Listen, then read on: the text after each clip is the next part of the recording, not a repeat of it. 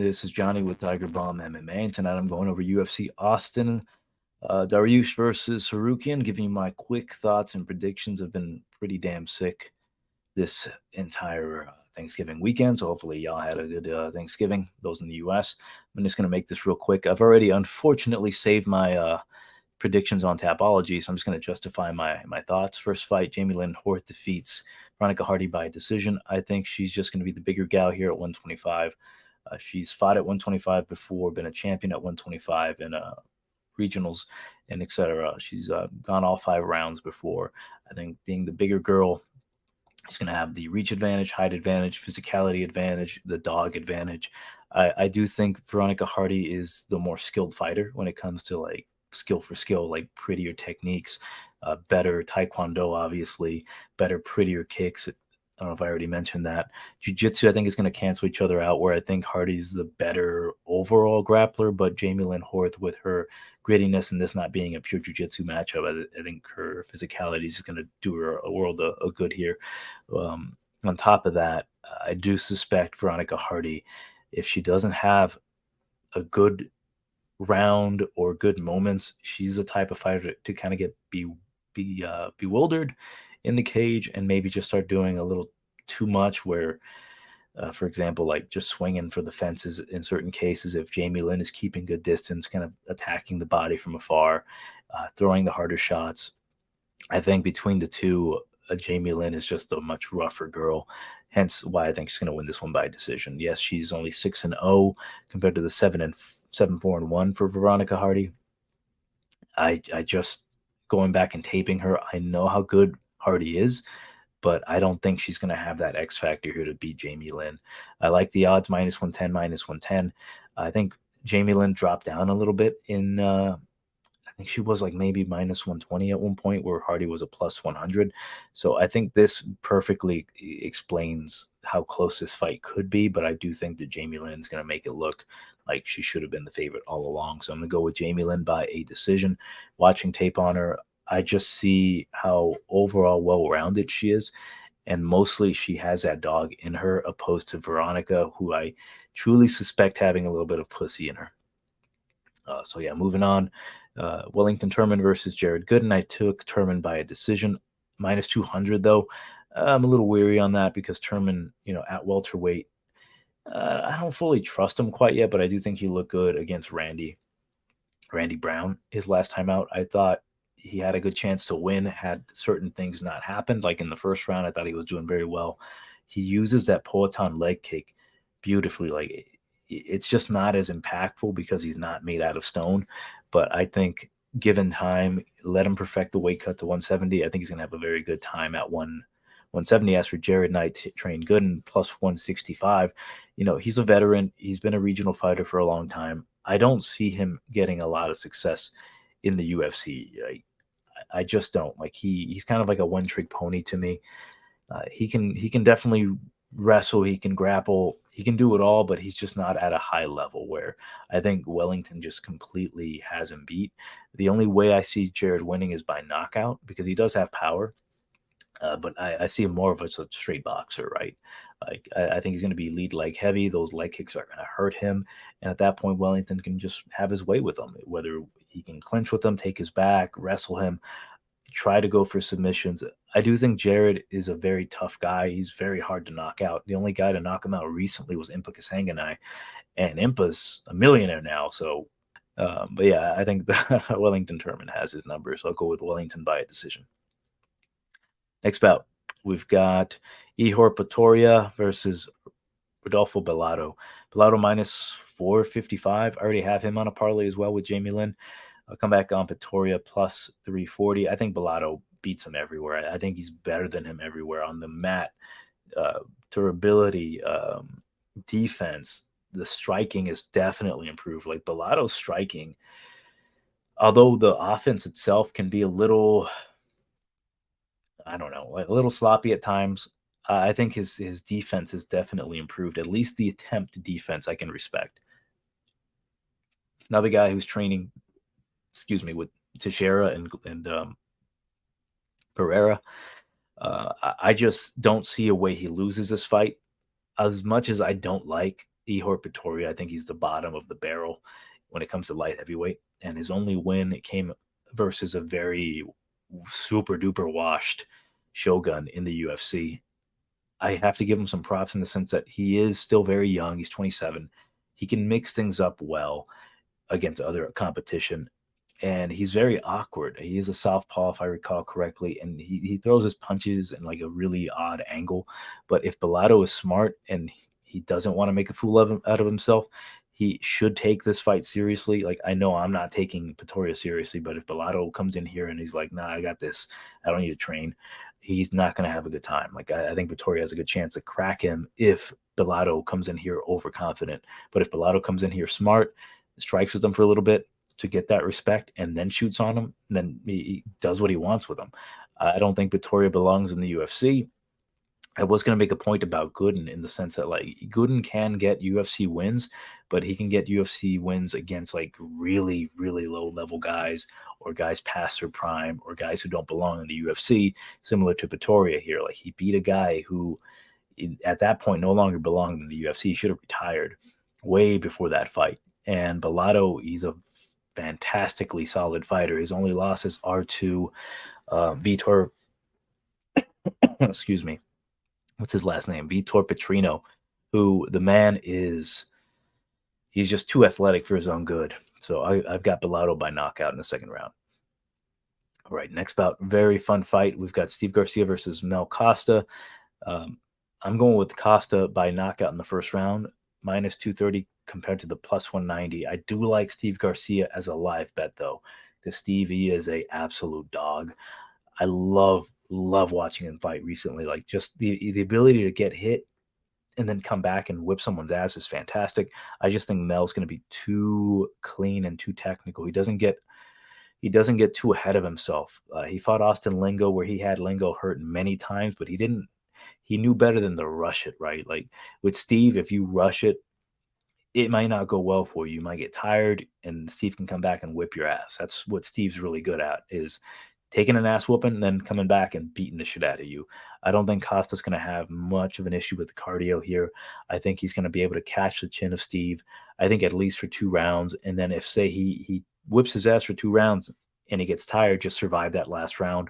I think he can do that. I've got Mel to win this one by first round knockout. I have him on like a couple parlays as well. I think he's still like minus 230 in those parlays. I don't think his line has moved up too much.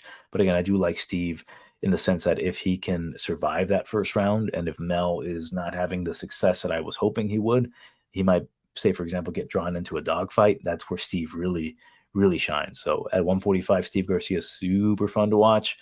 But I think, again, Mel is just going to be too technical, too much of a good striker. His takedown defense is solid.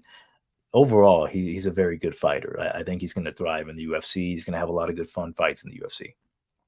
Next bout, we've got Joe Soleki, Drakkar Klose. Got Klose by decision. He's minus 135. Come back on Joe Soleki plus 115. Joe, he is absolutely a fighter that needs to get it to the ground to really look dominant. And I don't think he's going to have that kind of ability here against Drakkar Klose.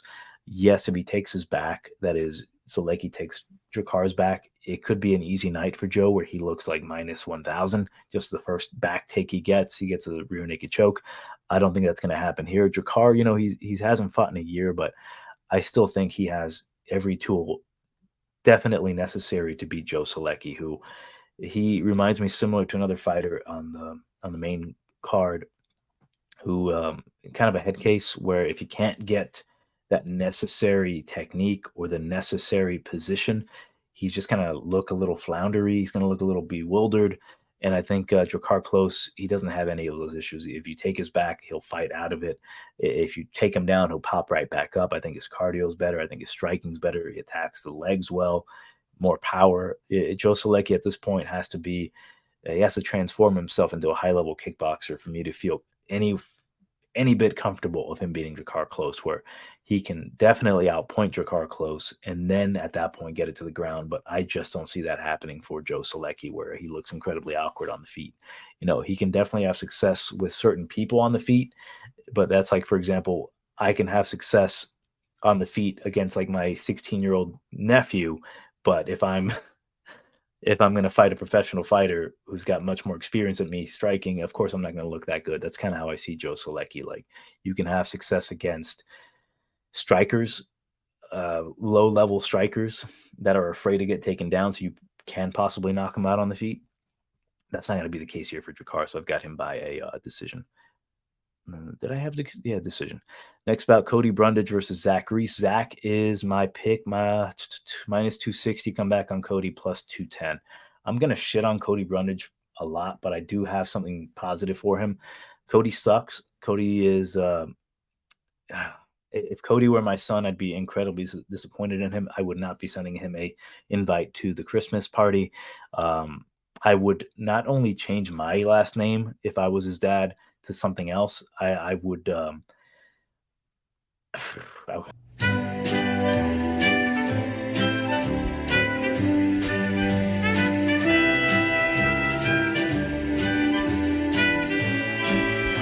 Because Cody Brundage, his last fight, really disappointed me in the sense that, like, he quit in that fight, but it's not the fact that he could not continue. Like, I know he ate a illegal shot to the back of the head. That's not his fault. But the fact that he didn't even have the balls to tell the ref, yo, I'm a little hurt. I don't think it would be wise for me to continue fighting. At least I can respect that. Like, yeah, I see that. It's not your fault. Bitch move, but still. He non-verbally just said, like, to the point that he had to have the ref call off the fight for him instead of him answering, like, do you want to continue? Because of that, I can't respect Cody Brundage. Like, I don't think I will. But Zach Reese is quite possibly the easiest matchup in a long time for Cody. Easy in the sense that if Cody has any bit of fight IQ, he can dominate Zach Reese. Reese is very awkward, but he's a damn finisher. He's a tall, 6'4" lanky dude, huge reach. What a 5-inch reach advantage over Cody Brundage. I think Reese is just going to kind of bumble his way out there and just start attacking. And if Cody does try to go for a takedown, I think Cody's the kind of guy that, although he's got multiple years of wrestling under his belt, will leave his neck out there for Zach just to snatch it up with a long man power guillotine, which he has gotten before. Zach, his ass whooping is coming, and it very well could be from Cody Brundage because, with that win money that he got from that terrible disqualification from Malkoon, maybe he hired a very, very good sports psychologist that kind of got him out of that stupid slump, where maybe he can just build enough balls to win this fight. So taking Cody maybe won't be the worst idea in the world in this fight, but the minus 260 on Reese definitely no longer valuable. I would probably take Reese by inside the distance, but I've got Reese by knockout. Although I do believe Cody has a good chance here, I just cannot degrade myself by picking him to win. Next bout, I took Avila by a decision against Miesha Tate. She's minus 160. Come back on Tate is plus 135. Tate's moving back up to 135 after being embarrassed at 125 versus Lauren Murphy, which was that was rough. And I think Julia can have a similar game plan here. Julia, to me, is the much more physical girl, hits harder, is now a black belt in jiu-jitsu. Do I suspect her being able to, defend takedowns? I would sure as hell hope so. Like, I know her last loss was against Sarge Eubanks, who just muscled her down and kind of kept her there. I don't think Cupcake has that ability anymore. She's no longer the same fighter. I think she's just fighting for a paycheck. She doesn't have that same physicality. So for that reason, although Julia hasn't fought in 2 years, I would feel more comfortable picking Julia than picking Cupcake Tate. I do think Tate has a good chance if Julia's takedown defense hasn't improved in those 2 years. I'm going to hope to God she has. So I'll go with Avila by a decision. Next bout, Clay Guida versus Joaquim Silva. I got Silva by a submission. I'm not super confident in the submission, but I know Neto's ability to get a guillotine is ridiculous. But minus 340, it kind of ballooned up a bit. It used to be like minus 230. Excuse me. Guida plus 260. I like Guida as a possible dog pick. Maybe put a couple bucks on him because Neto, he has been taken down. He can't get controlled.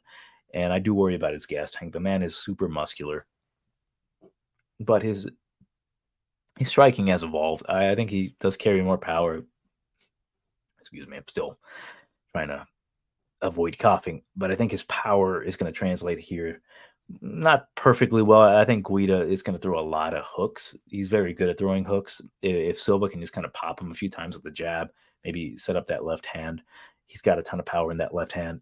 At that point, when Guida shoots, that would be his best opportunity to go for the submission.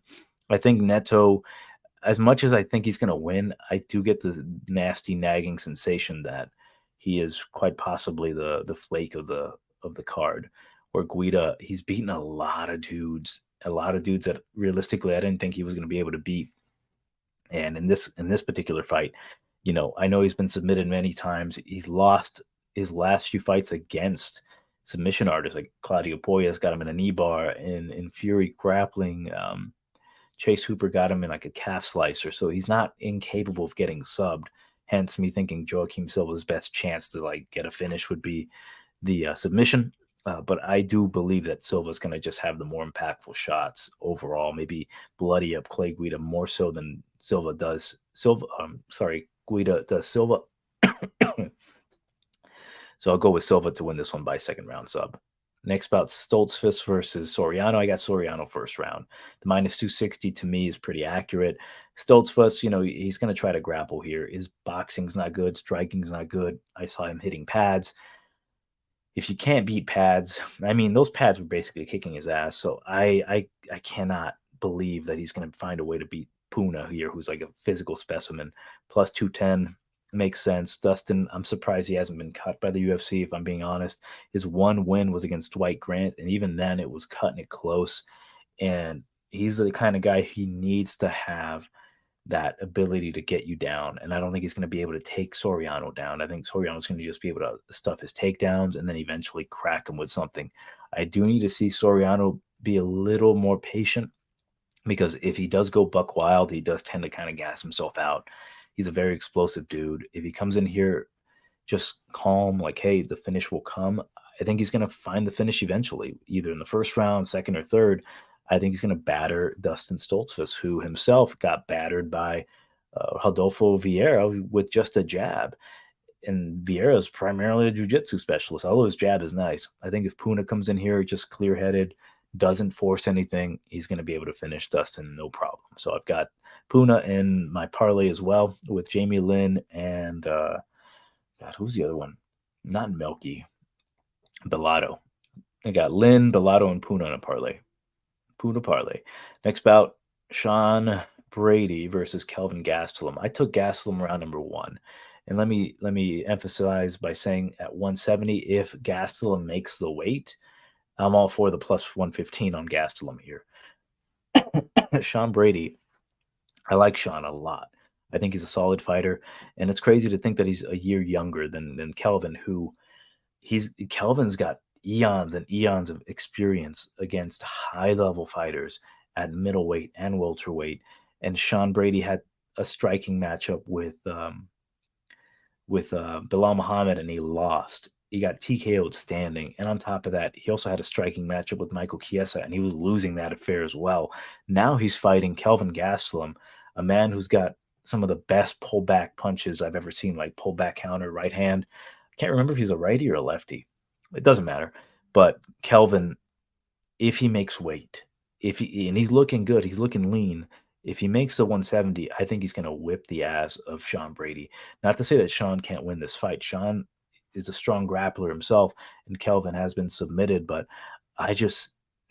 Kelvin has just fought the who's who at 185. He's fought much stronger men, much better grapplers.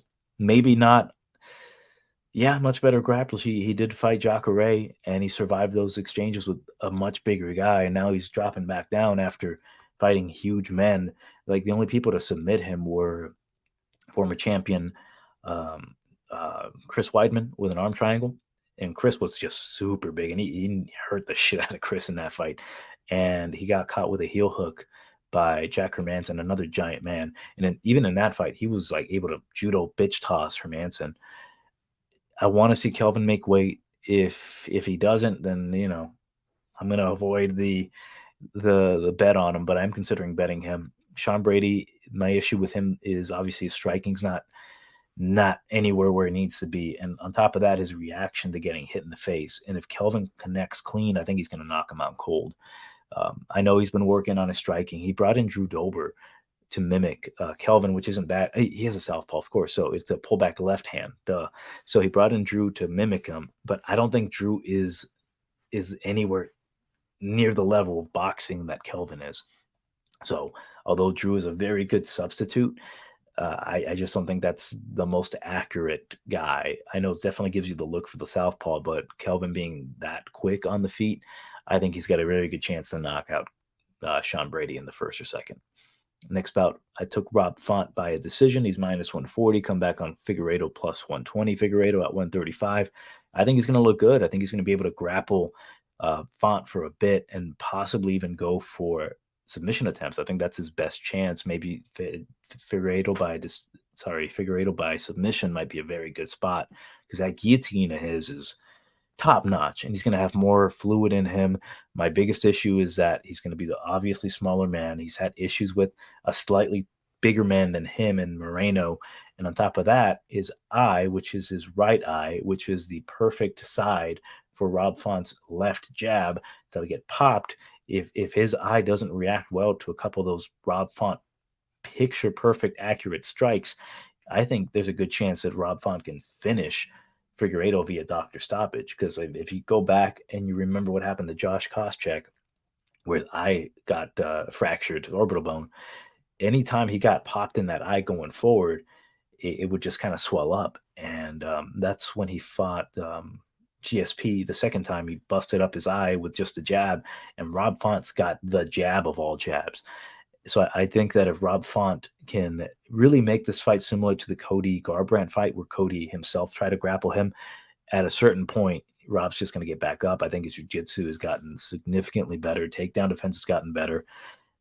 Davidson's going to have to go full 100%, grapple heavy here. I just don't think he's going to be able to land super clean on Rob Font nor finish him, because I think the power differential from 125 to 135, Rob Font's been hit really fucking hard and he's not been gone out. And I don't think Davidson's going to hit him as hard or harder than some of those shots that he's absorbed. So I've got Rob Font by a decision, just kind of popping him, keeping him at bay, attacking the body, getting him tired. Davison, even himself, was getting rocked by Moreno in the second fight, I believe. Second, third. Yeah, it doesn't matter. He was just getting hurt by Moreno. So I've got Rob Font via decision here. Jalin Turner versus Bobby Green. I got Turner second round TKO. Excuse me. Minus 250. I got Turner on that final parlay. So I think I got $100 on that 4-person Turner, Bellato, Horth, and Puna. That's still win like $400 or something like that. I think here, the plus 200 on Bobby Green, ridiculously tempting, because Bobby, when he gets that swag on, he's tough to beat. But with Jalin Turner, to make it real quick, he fought two really tough guys in Dan Hooker and in Mateus Gamrot. Some say that Dan Hooker is past his prime, he was washed. The motherfucker took an ass whooping that a lot of people could not have taken from Jalin Turner. That head kick that he ate was ridiculous. I don't know how he ate that. Just the absolute toughness of Turner and also of Gamrot. Those are two really, really tough guys. And anyone who was not as durable as those two eating that barrage from Jalin Turner would have gotten put out. I think Bobby Green, he's not at this point incapable of getting knocked out. He's fighting a long-rangey striker who, quite frankly, would benefit Jalin to grapple a bit with Bobby, take his back. He's just so long and so lanky. I just think that it's Jalen's fight to lose here, where he's going to have to do something ridiculous to lose this fight. Even if, say, he only has one round of gas, I think in that one round he can do a lot of damage to Bobby Green, where if Bobby shoots for a takedown, guillotine city there. I like Jalin here. I think that even if he misses weight and it becomes a catch weight fight, I think he still has the ability, if he makes the weight and he looks good. Like, Jalen's never missed weight at 155. It's kind of nuts being how huge he is, 6'3". I just see Bobby having a rough time. The odds, I think, are very accurate. I think normally if this was a fight right after the Brad Riddell fight, he would have been a much higher fight, a much higher line. And just because he lost to, Dan Hooker and to Matthias Gamrot, funny enough, I think Bobby Green would have beaten Dan Hooker just because of the style difference. I think Bobby's just too slick and too clean, opposed to like the absolute raw power of Jalen Turner that somehow Dan Hooker was able to eat. I funny enough think that Bobby Green had a better chance of knocking him out with just like strikes, with punches, like dink dink, and then just hurts him. It's such a crazy MMA world, but I do think that Jalen would finish Bobby Green in this situation. The main event, I took Beneil Dariush by third round TKO. Why? I don't fucking know. Plus 220 on Dariush, come back on Tsarukyan, minus 270. Realistically, though, if Tsarukyan cannot get an early finish or keep a pace to make sure Beneil doesn't get back up or allow Beneil to scramble, I see this being a really, really close fight between the two, where the odds of the plus 220 are severely going to be closed in the gap. Because if Arman, who I think he's being overrated here, honestly, like he's beaten dudes where he had every capable moment to implement his game plan, which would be the wrestling. And yes, he's gotten knockouts before on the feet. He hurt Christos Giagos. He just caught him early. He's going to have to do that to Beneil to really justify that price tag, the nearly 3-1 favorite. I don't know if he can do that. I know Beneil isn't as durable as many people. How I really categorize this fight, I look at it in similar vein. Like they both fought Gamrot, and I think both of them, Gamrot is a very good substitute for each other because Gamrot has a scrambling ability to keep it on the feet, similar to how Benny is going to do. And we saw that against Arman, where he was able to keep it on the feet to a certain extent, roll out, have beautiful exchanges on the mat, and then make it a striking affair. But Gamrot's striking isn't as clean. And in the sense for Beneil Dariush, Gamrot was a good substitute there because he's a relentless wrestler. And we saw how good Beneil was at really rolling out with his scrambles and keeping that on the feet, where he was the better striker. And in this case, Arman, I don't think he's got the better hands. That's going to be Beneil. I think his chin is better for sure. His recovery is better. He ate a nasty shot from Neto BJJ with a power left hand. I think a left hook that really hurt him, put him on wobbly legs, but he recovered beautifully.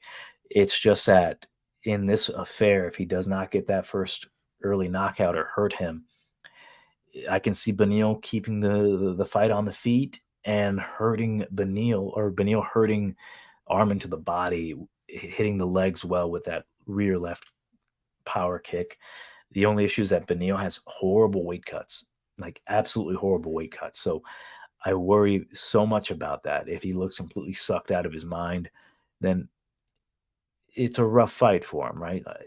That's like the biggest issue here with Beneil, is that if Arman comes in here with a better gas tank and Beneil is just sucked out of his mind, like dehydrated to the point that like he can only go 3 rounds. And after those 3 rounds, it's going to be clear for Tsarukyan where he can get the takedowns and the control time. All Arman has to do is win realistically round number 2 or 3, where if he doesn't win in round number 1, that could go for Beneil. So it's a tough one, right? So ultimately I decided, like, is Arman capable of winning? Yes. But are you a big Beneil Dariush nut hugger? Absolutely. So I'm going to go with Beneil Dariush via the nut hug. So I'll go with, round number 3. The reason I say it round number 3, I think at that point, Arman is going to slow down. His takedowns aren't going to be as effective, if at all. And I think Beneil's going to invest a lot of shots to the body with his kicks. And I'll give it to Arman. His body shots are good. Like, I like his kicks to the body a lot. I think his kicking game is very good itself, but his hands and his boxing, not a fan of it. I know he has power. You can go out there and knock out Beneil with punches, but if Beneil can survive, and again, it is so imperative. I don't really feel comfortable betting Beneil up until I see him in the scales. Like, I'm willing to take him at any plus money. If I look at him on the scales and he looks great, he looks happy, his eyes aren't like closed in together, then I would feel comfortable at that point. But at this point, it ain't really worth it until I see that he's not dying on those scales. So I'll go with Dariush by third round TKO. Those are my predictions for UFC Austin. I appreciate all the new subscribers, by the way. Make sure you like, share, whatever. But yeah, Johnny TigerBomb MMA. I will catch you next week.